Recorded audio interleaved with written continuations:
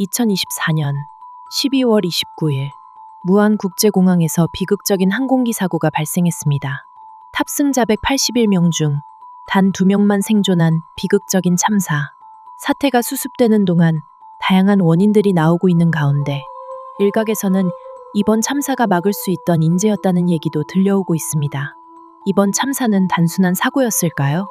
아니면 예견된 인재였을까요? 오늘은 현재 언론에서 대두되고 있는 이번 참사의 원인을 하나씩 짚어보겠습니다. 무안공항은 2007년 개항 당시부터 논란이 많았습니다. 활주로 길이는 약 2,800m로 대형 항공기 착륙에는 턱없이 짧은 길이었죠. 활주로 연장 공사가 진행 중이었지만 사고 당시 일부 구간이 이용 불가능해 실제 가용거리는 약 2,500m에 불과했습니다. 국내 주요 공항과 비교해도 확연히 짧은 활주로는 비상 상황에서 치명적인 결과를 초래할 위험이 높았습니다. 전문가들은 활주로 길이 부족이 제동력과 안전성에 악영향을 미쳤다고 분석합니다. 특히 동체 착륙과 같이 비상 착륙 시에는 더 많은 공간이 필요하다는 점에서 이런 구조적 결함은 위험 요소로 작용했다고 평가되고 있습니다. 또한 제주항공이 보유한 항공기의 노후화도 중요한 문제로 지적되고 있습니다. 지난해 항공기술 정보 시스템에 따르면 제주항공이 보유한 여객기 40대의 평균 기령은 14년입니다.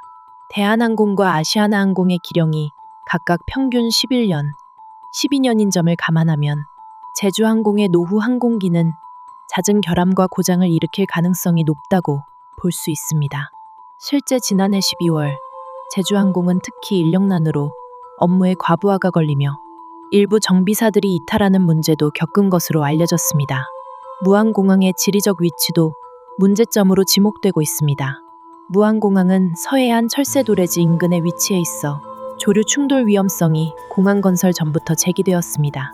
실제 무안공항은 2019년부터 2023년까지 조류 충돌 사고가 총 10건으로 국내 공항 중 가장 높은 발생률을 기록했습니다. 또한 사고 원인으로 지목된 로컬라이저 안테나의 구조적 문제도 큰 논란입니다. 국제 규정에 따르면 항공기 충돌 시 충격을 완화할 수 있는 프렌저블 구조가 요구되지만 무안공항의 안테나는 두꺼운 콘크리트 구조로 되어 있어 충격을 흡수하지 못했습니다.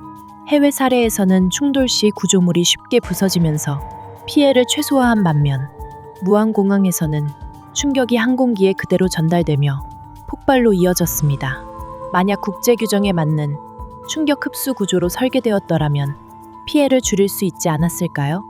또 무안공항 관제탑 등 항공 관계자들의 경험 부족이 사고를 키운 것 아니냐는 목소리도 있습니다.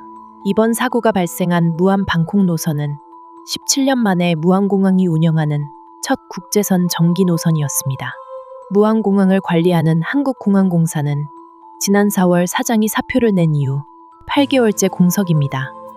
특히 동체 착륙 시 화재 방지를 위한 소화 약제 살포가 이루어지지 않은 점 또한 피해를 키운 원인으로 지목되고 있는 가운데 미숙한 관제 경험과 긴급 대응 능력 부족 또한 사고 원인으로 지목되고 있습니다. 과연 이 참사는 정말 인력으로는 막을 수 없던 천재지변 같은 사고였을까요? 아니면 항공기 결함과 공항 설계, 관리 부실 등이 복합적으로 작용한 예견된 인재였을까요? 이제 우리에게 필요한 건 철저한 원인 분석과 재발 방지 대책입니다. 이번 참사로 희생된 분들의 명복을 빌며 다시는 이런 비극이 반복되지 않기를 바랍니다. 구독과 좋아요는 영상 제작에 큰 도움이 됩니다. 시청해주셔서 감사합니다.